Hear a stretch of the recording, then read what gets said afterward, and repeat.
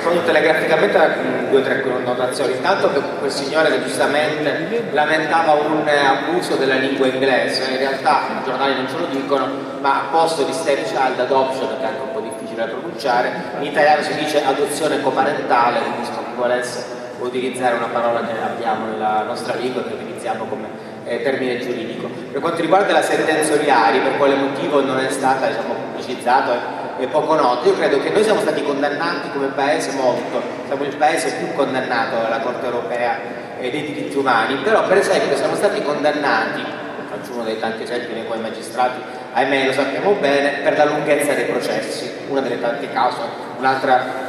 ragione è quella anche del trattamento nel carcere, sono varie questioni su cui il nostro paese è in difetto. In queste altre questioni normalmente noi siamo condannati in quanto siamo un paese, diciamo così, un po' disorganizzato,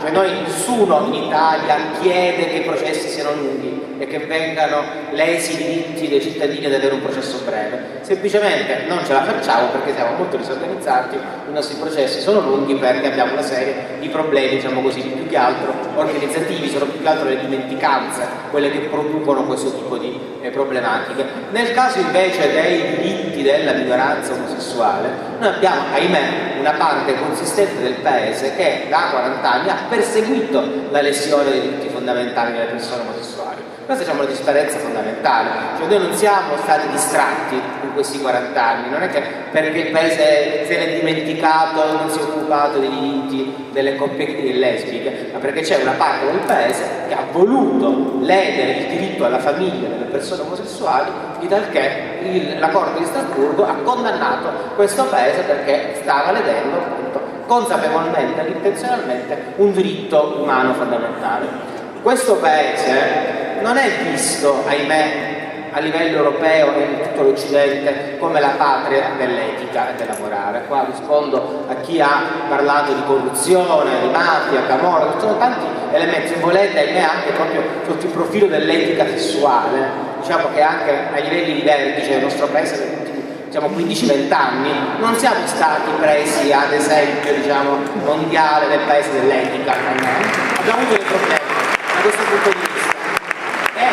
Mentre abbiamo intenzionalmente leso i diritti fondamentali alla famiglia delle persone gay e lesbiche, pensando in questo modo di tutelare una famiglia tradizionale che viene evocata anche questa sera, siamo il paese con il più alto tasso di abortività in Europa, siamo il paese in cui si nasce di meno, in cui ci si sposa di meno, quindi abbiamo un grosso problema proprio di tutela delle famiglie, non solo omosessuali, abbiamo un grosso problema di tutela della famiglia, quindi questo paese è un paese che deve ripensare molto in profondità il proprio rapporto con l'etica pubblica e anche forse personale. Un'ultima cosa, perché vado a cadere forse sulla questione di cui si è più parlato negli ultimi mesi, perché è stata avvocata in modo strumentale senz'altro, che è la questione della cosiddetta gestazione per altri e l'utero in affitto. Noi sappiamo che è un argomento strumentale perché, come ci è stato ricordato, il 95% delle surrogazioni di maternità vengono fatte dalle coppie eterosessuali e quindi sarebbe come dire vietiamo il matrimonio perché gli eterosessuali vanno all'estero a fare la surrogazione di maternità, e chiunque capisce che è un argomento un po' stupido. Però la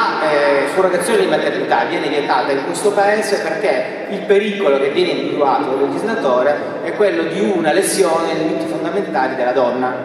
cioè della donna portatrice. Questo è l'argomento che sta dietro il divieto che nel nostro paese è addirittura penale, non lo è in Germania, non lo è in Francia, non lo è in Spagna, anche quei paesi hanno un divieto di surrogazione di maternità, ma soltanto in Italia e in pochi altri paesi ci si spinge sino a prevedere una sanzione penale. Ma il problema è quello della tutela della donna come soggetto debole, che potrebbe essere costretta da situazioni di indigenza economica sostanzialmente a fare qualcosa che va contro quella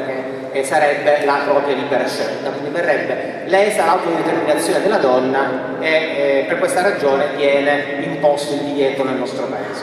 Allora è bene sapere che di fronte a questo tipo di problema che è reale ci sono paesi che vanno avanti sulla surrogazione di maternità sostanzialmente fregandosene della tutela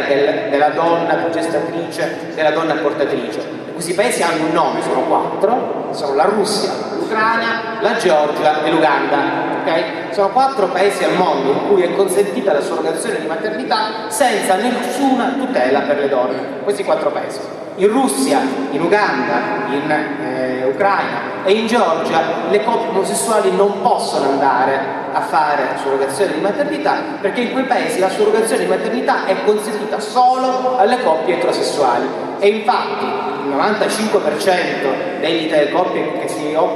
si rivolgono alla surrogazione di maternità italiane vanno tutte in Ucraina e in Russia sostanzialmente. In Uganda i gay non ci vanno già una sola ragione, che essere omosessuali è punito con 14 anni di reclusione dal codice penale dell'Uganda. In Russia sapete che ci sono leggi anti-gay molto pesanti ed è una polemica molto diffusa. In Ucraina e in Georgia non ci vanno comunque le coppie gay perché, ripeto, le leggi locali impediscono la surrogazione di maternità alle coppie gay. Le coppie gay italiane che hanno utilizzato la surrogazione di maternità sono andate e vanno negli Stati Uniti e in Canada, che sono 2 paesi nei quali invece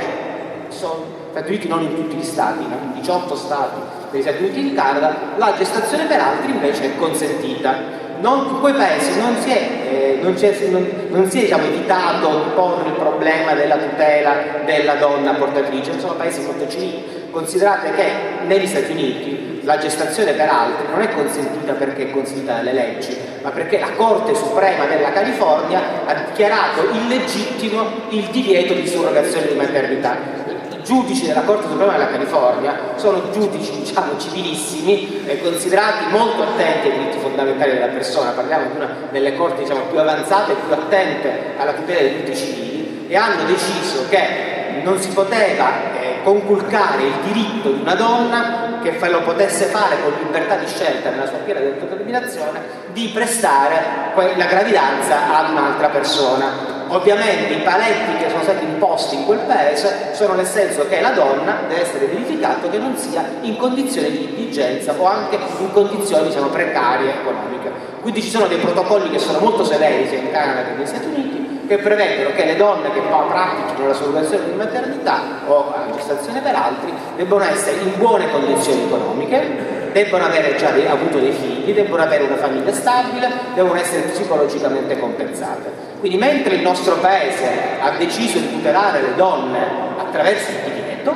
cosa legittima, quel che fa questo paese su cui questa legge non incide, altri paesi civilissimi come la California e il Canada hanno deciso di tutelare le stesse donne attraverso dei protocolli molto severi. Siamo nell'ambito di paesi occidentali, lo stesso fa l'Inghilterra, l'Olanda, Israele. Sono questi i casi dei paesi in cui è consentita quella che non si può chiamare pratica dell'utero in affitto. Utilizzeremo la parola utero in affitto quando parliamo dell'Uganda, della Russia, dell'Ucraina e della Georgia, dove non c'è nessun protocollo a tutela delle donne portatrici, dove la coppia committente non incontra neppure la donna portatrice perché fa tutto tramite agenzia, dove va, paga e prende il bambino. Questo non è quello che accade in Canada e in California, dove invece ci sono protocolli, c'è un incontro, c'è la conoscenza, è la donna che sceglie la coppia, non la coppia che sceglie, c'è tutto un processo che fa poi tutela delle donne portatrici. Lì non possiamo parlare sinceramente di utero in affitto,